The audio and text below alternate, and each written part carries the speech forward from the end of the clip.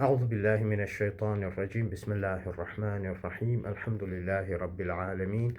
Ve sallallahu ala Resulillahil emin ve ala alihi tayyibinat tahirin. Ve la'netullahi ala a'daihim ecmaîn minel ane ila yevmiddin. Amma ba'd.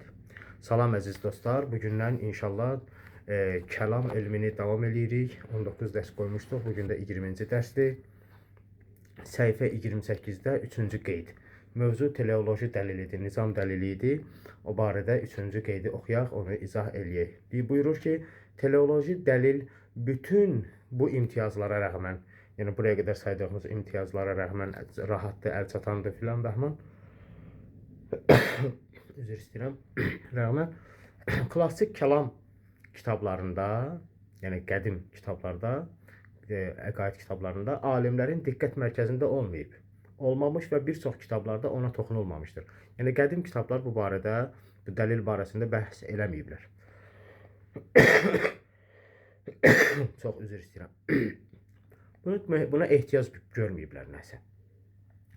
Bu dəlilə işarə edən alimlərdən Əşəri kəlamçısı Fəxrəddin Razi, Fəxri Razi də adı ilə də məşhurdur və Şiə kəlamçısı Əbdülrəzzaq Lahicinin adını çəkmək olar. Bunlar ilk dəfə öz kitablarında bu nizam dəlilindən, teleoloji dəlildən istifadə eləyiblər. Fəxrəddin Razi Əl-Mətalibul Aliyə kitabında teleoloji dəlili müxtəlif formalarda bəyan eləyib. Bu barədə həmin kitaba müraciət eləmək olar. Amma onun fikrincə bu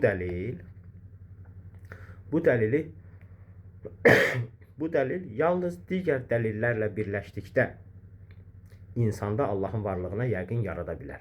Yəni bu dəlil birbaşa, öz başına, tək başına Allahın varlığına dəlalət eləmir.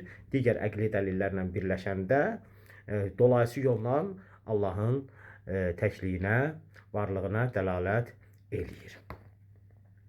Əbdülrəzzaq Lahici isə Gövhər-i Murad kitabında yaranışın ən mükəmməl şəkildə olduğunu ispat etdikdən sonra, o da bu teleoloji dəlil haqqında danışanda yaranışdan danışır və onun ən mükəmməl şəkildə olduğunu qeyd edir.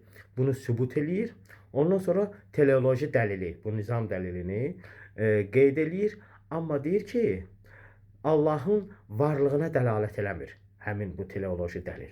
Onun hikmətli olmasını, yəni Allahın hikmət sifətini sübut eləyir. Allahın hikmətli olmasını ispat eləyir, nəinki varlığına dəlalət eləyir. Bu fikirdə olanlar da təbii ki var. İndi gələcək bəhslərdə biz də bunun barəsində ətraflı danışacağıq. Sağ olun. Elhamdülillah.